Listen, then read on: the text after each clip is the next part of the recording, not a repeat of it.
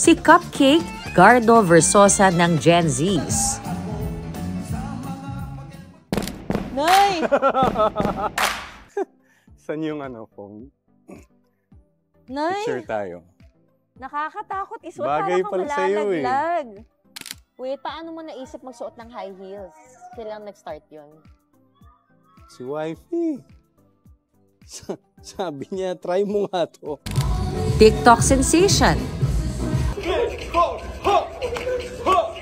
Machete naman ang tawag ng mga Gen X. Nung time na yon, syempre mga, di ba, sexy-sexy.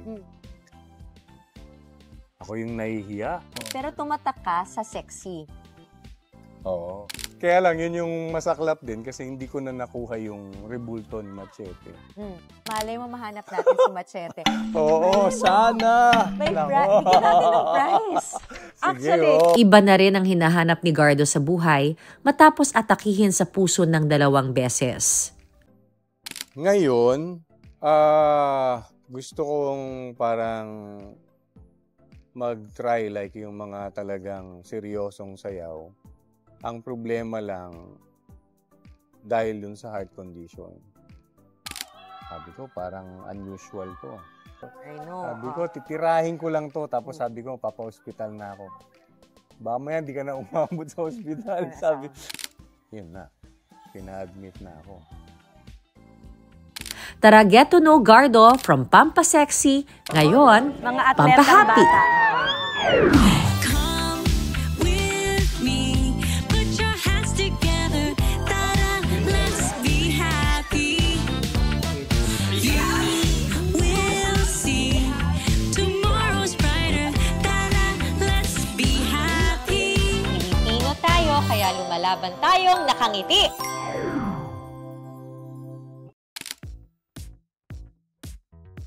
Kilala nyo ba tong botang to? Oo. Ha? Kilala nyo ba ang may-ari nito? Ha?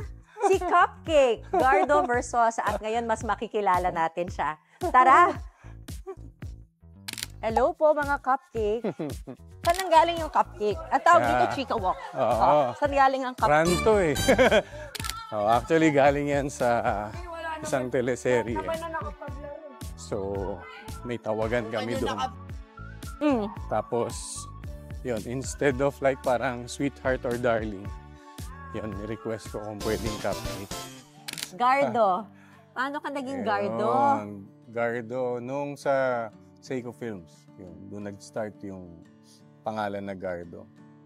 Pero pag inisip ko yung image na binigay sa'yo or yung na-establish mo, sexy before, mukha kang ang Gardo. Mukha kang ang Gardo para tumatak naman talaga. Hindi bagay pag Peter Menen. Ngayon, nakakita kita ngayon, mukha kang Peter. Thank you. Si Peter ay lumaki sa Pasig, sabi mo. Yeah. Oo. Paano yung childhood mo? Kwenta mo naman. Saan ka dito sa Pasig? Childhood. Pasig kung saan yung pinakalubog yung baha. Like yung unang-unang grabing baha. Yung Undoy. Na siguro sa tanang buhay ko, yun yung experience ko na makaranas ng bahang 10 feet deep. And then like, as in, nagwe-wetsuit ako paglalabas ng pinto kasi dahil sobrang lamig. Tapos di ba, syempre, iyo yung mga didikit, di ba? 2000. Grabe yung, ano na yun, 2009. Oo, 2009. Nandito ka Grabe na nun. yun. Oo. Wait, pero yung kabataan mo, dito ka na rin sa Pasig. Yes, so, like, Doon na rin mismo high kung saan. school. Doon na rin. Doon saan kami ngayon. Matagal ka Hanggang ngayon, doon pa rin. So talagang anak ng Pasig. Yes, so... Anak ng Pasig ka talaga. Ilang kayong magkakapatid? Dalawa kami magkapatid, and then like yung younger brother ko nasa US. Tapos doon na siya, kasama niya yung family niya. So ako yung nandito sa Ikaw lang naiiwan. nag-showbiz. Ikaw lang nag-showbiz. Oo. Wala sa namin eh. Actually, kaya lang nagkaroon ng chance na pumasok dahil kay Mami. Siya yung eager and siya yung parang into show business. Siya yung very fanatic. Close ba kayo ng mama mo? Sabi mo pinapasyal. Sobra. Mamas boy ako eh. Oh, Wala ba sa mukha? close ka kay mama mo. Sobra. Oo. Oo. Tumira siya sa'yo? Magkasama kayo? Oo. Saka siguro hanggang sa mawala siya, magkasama kami. Hindi ako humiwalay ng bahay. Eh, nung time na yon, syempre mga, di ba, sexy. Ako yung nahihiya. Tapos sabi niya, kung ang anak ko babae, sabi niya, hindi siya papayag, definitely. Pero like sabi niya, lalaki ka naman eh. Try mo lang, wala naman mawawala, sabi niya. So, parang walang klarong kung saan pumupunta. Kung saan ang oportunidad. Oo. Pero tumatak ka sa sexy. Oo. Bagong-bago pa lang yun. As in, Bagong-bago na pumasok ka, sexy agad, tapos sikat ka kaagad? Or nahirapan ka rin bang maging kilala? Siguro parang sabihin na natin na mas madaling nakilala. Kasi nga may pagka-controversial yung mga diba, yun yung tinatahak mo So siguro like in a way, kaya hindi ko rin masasabi na parang masama ang loob ko na nag-sexy ako. Kasi talagang malaki yung naitulong niya para tumatak yung pangalan mo. Bakit sasama ang loob mo? Bakit naman? Kasi there was a point na labag na sa loob yung mga ginagawa ko. Na parang may mga times na kino-question ko na parang kailangan ba to sa eksena, ganyan. And then, there was one time na sumalangit nawa si Direk Abo de la Cruz. Tinanong ko siya, Direk, sabi ko, parang wala namang wawa tong gagawin na, di ba, like exposure na may justify kung bakit kinakailangan. And then, nung time na yon, parang may insinuation na gusto ng producer. So, siyempre, like, parang in a subtle way, di ba? Yun yung ipaparating sa'yo. And then, like, marami na rin bula-bulaklak na sasabihin. Eh, siyempre, bago ako, di ba? So, parang sa akin, ganun ba, direct? Okay. And then, later on, na-realize ko na kasi, di ba, like, sa Hollywood, ang dami rin naman nilang ginagawang ganun. Pero bakit hindi, di ba, parang tinitira palagi? Kasi parang... Anong tinitira? Kini-criticize? Oo, like, di ba, parang, ba't ganyan naman yung marami silang ways na naipapakita nila na hindi, sa madaling salita, hindi siya bastusin. Pero meron din naman sila na parang ano-ano lang din. So, naano ko na parang pwede rin naman palang gawin na gano'n. Pero kasi like nung back in the days, yun yung kalakaran kasi. And di ba, yun yung demand. So, di ba, supply and demand lang yan. Di ba? Hindi nila isusupply kung walang demand. Di ba? So, yun yung mga realization ko. And then, parang ngayon, minsan, pag nag-iisa ako, then may makikita akong like posters or pictures, parang in a way, nagpapasalamat na ako kasi parang sabi ko, hindi lahat nabibigyan ng break na ganyan. Parang like, may machete. So, nung parang nito lang, nung nagpunta kami sa, may statue ni David, di ba? So sabi ko, di ba? May pantapat ako dyan. Kaya lang, yun yung masaklap din kasi hindi ko na nakuha yung rebulto ni Machete. Malay mo mahanap natin si Machete. Oo, sana! Bigyan natin ng prize. Actually, may premyo ang makakahanap kay Machete. Akala ko, ang lalaki, when they do sexy, they don't mind. Akala ko parang... Ganon din pala yun, yung parang feeling mo, I don't know, hindi ko kasi alam. Akala ko pag babae, mas conservative kasi. Like yung sinabi ni mama, kung anak kitang babae, hindi kita papayagan. Pero kung lalaki, what did she mean by that?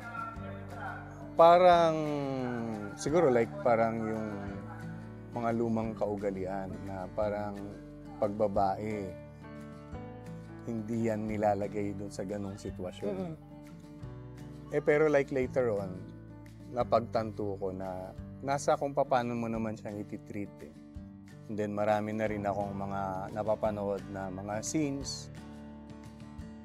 Okay naman, maganda naman yung treatment. And like parang pag na-justify mo kung bakit nga ginagawa, hindi mo na mapapansin yun. Yes. Kasi nasa kwento na. Oo, sa akin ngayon, karamihan ang iniisip parang sobrang passionate ako sa acting. Pero nanggaling lang yun kay mami. Parang sinunod mo lang yung dream niya at saka yung gusto niya para sa akin. So like parang yung ngayon, hinahanap ko ngayon, yung ano yung nakaguhit or para sa akin talaga na bago man lang ako mawala, ma-enjoy ko naman siya. Ano yun ngayon? So, hindi ko kinakapa ako pa kung pagluluto ba or pagsasayaw. Kasi parang like yung sa dancing, kasi hodang tinatawag akong bakla, pinagdududahan ako, wala akong pakialam, basta na-enjoy ko siya. Ang mo ng pinagdaanan. From sexy to... Oo, lumagpas na ng yun, diba? 360, di ba? Ayaw ka pa ba mababother?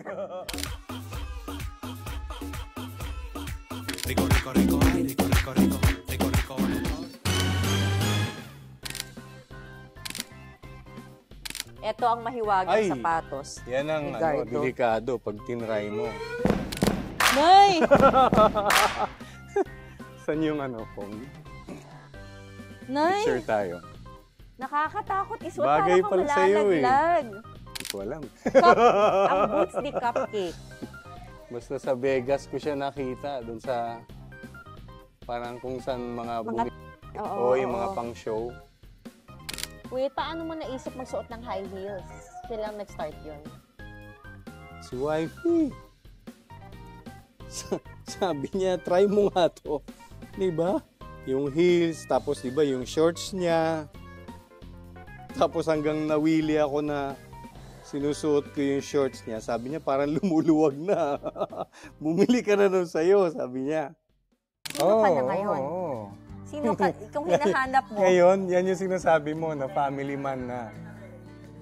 Kasi minsan, pag ina-analyze ko rin yung sarili ko, lipas na rin dun sa parang yung laging parang gusto mo, may makita ka, gusto mo, i-date mo kagad. So, mukhang natawid ko na yung natawid ko na yung stage na yon. Hindi pa naman nakilala asawa mo? Meron kaming common friend and then like sa isang party, in-introduce kami. And then, as usual, like, yung being a babaero, parang kung sino pakilala sa'yo, di ba? Parang, sige, date ko yan. Parang laging ganun yung thinking mo. Parang inaano ko nga na like yung iba, ang yung babaero kasi, like sa sarili kong pananaw, hindi siya niyayabang eh. Parang pag babaero ka, tinatago mo nga eh. Kasi nakaka-offend sa babae, di ba? So hindi mo siya dinideclare na, chick boy ako. Walang ganun, di ba? Parang sila yung magtuturo sa'yo, ay, babaero yan, ganyan-ganyan. So parang sa akin, sa may dumating, ganyan-ganyan. Nung dumating na siya, siguro parang yung mga qualities, some of the qualities na hinahanap mo or parang usually kasi mga qualities ng mami yung hahanapin mo.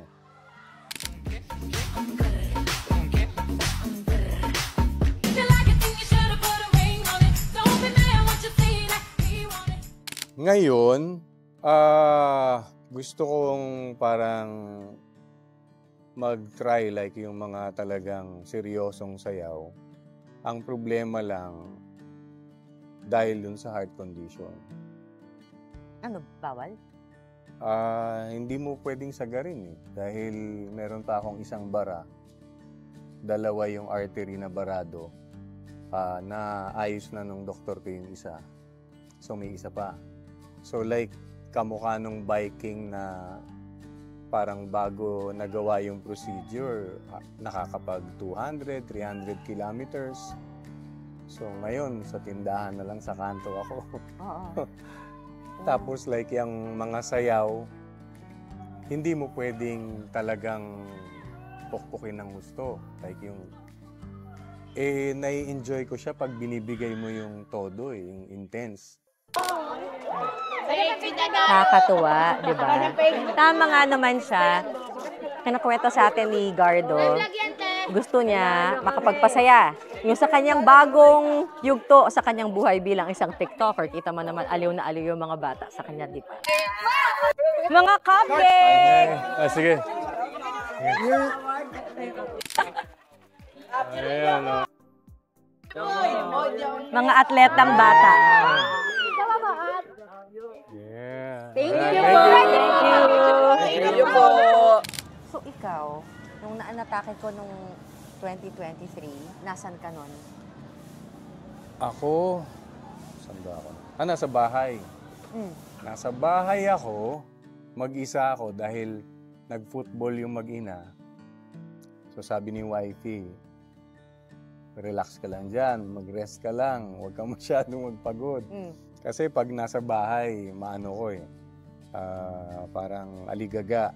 Naglilinis, nagluluto, naglalaba. Sabi niya, pumirmi ka lang, sabi niya. So ako, syempre, masunurin, pirmi ako. Tapos like parang habang nanonood ng movie, yan yung sinabi ko sa'yo, may masakit sa likod. Tapos hanggang sa nagiging parang unbearable. Sabi ko, parang unusual to. So naisip ko na like parang yung iba, sabi nila, di ba like, pag mag-throw up ka, nakakagaang, nakakaluwag. Sinubukan ko. Nung nagkaroon ng feeling na ganun, binigay ko. Siguro like mga naka 3 times. Wala rin. So pag balik nung mag-ina, sinabi ko na, sabi ko, may kakaibang Tapos parang pag ginaganyan ni wifey, sarap, sabi ko. Pag tinigil mo, masakit ulit. Tapos sabi niya, may work ka pa bukas, sabi niya. Nung time na yon, lalagari pa. Parang like, may movie tapos may TV. Sabi ko, sayang. Sabi ko, titirahin ko lang to. Tapos sabi ko, papa-hospital na ako. Baka maya, di ka na umabot sa hospital. Sabi niya. Tama nga siya. Tapos sabi ko, hindi, kaya ko to. Sabi ko, or like, i-inform lang sila. Kasi sabi ko, like, sa side ng production, mahirap mag-pack up. Sabi ko, naintindihan ko yung kasado na lahat. Tapos bigla mong sasabihin, hindi ako pwede kasi ganito, ganyan, ganyan, ganyan. Sabi niya, sasabihin mo naman kung ano yung talagang sitwasyon. Sabi ko, pakikiramdaman ko pa hanggang sa tigas-ulo. Alam ka naman yung ganyan. Normal yan. Tapos hanggang sa nung nandun na sa ospital, sabi ko, hingi lang ako na kung ano yung kailangan. Ano yung kailangan pangpahid o... Emergency room lang. Oo, kung ano yung ano. Ilan taon ka nun? 50, early 50s? Hindi, mga ano na. Kasi 56 na ako ngayon. Oo. So, 53. Oo. 53. Bata pa rin yun. Oo. Oo, kung sa atake, kung nategi dun sa ko. Bata pa rin. Oo. Tsaka fit na fit eh. Oo, yun yung karamihan na Oo. ano. Kaya yun yung nakaka-alarma. Kasi parang sabi nila, ano nangyari? Oo. Bakit? Paano? Di ba? Oo nga. Yun, like parang nung pagpunta ko doon sa emergency, like the usual, lahat ng mga test, hanggang sa may nakita sila sa, like may parang irregular dun sa ECG. Yun na, pina-admit na ako.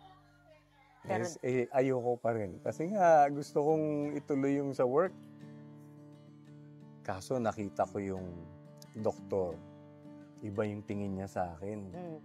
Na parang yung pinalalakas niya yung loob mo, pero sinasabi niyang, pag di ka pa nagpa-admit, malamang goodbye. Diba? So nakinig na ako. Tapos yun na.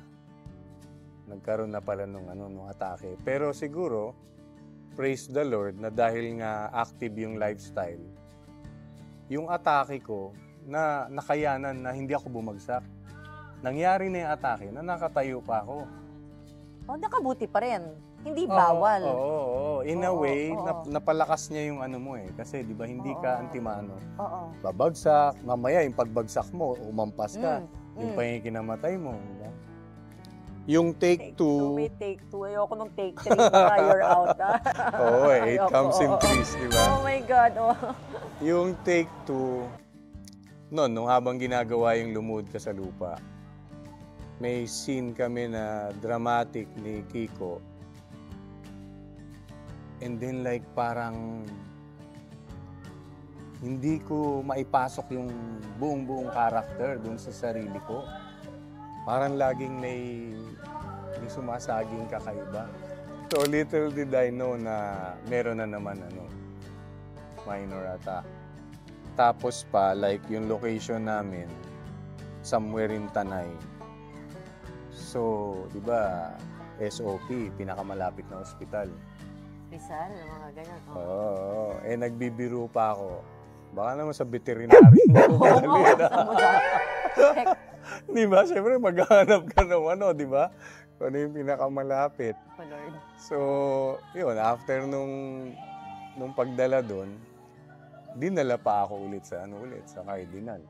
Paano napunta sa takbo? Kala ko ba bawal activity? Ba tumatakbo ka pa? Napagsabihan ka na ng doktor na hinay-hinay lang? Yung sa takbo kasi, si wifey actually yung passionate sa running.